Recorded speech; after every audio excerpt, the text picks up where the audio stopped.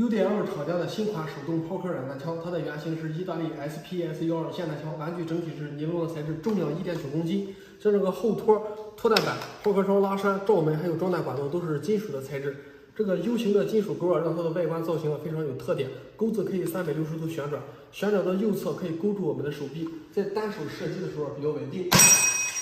旋转到内侧也不影响底肩射击的效果。按住这个金属的按钮，可以把后托旋转到顶部，卡住之后这个钩子就变成一个提把非常便携的提把。如果说你不喜欢这个造型这个钩子可以旋转到45度之后活动取出之后，按住这个按钮把这个尾托放平，这样的话也不影响射击视线，就变成了一个无托的款式，长度75厘米，配合上这种方形的隔热罩，整体的外形造型非常的彪悍。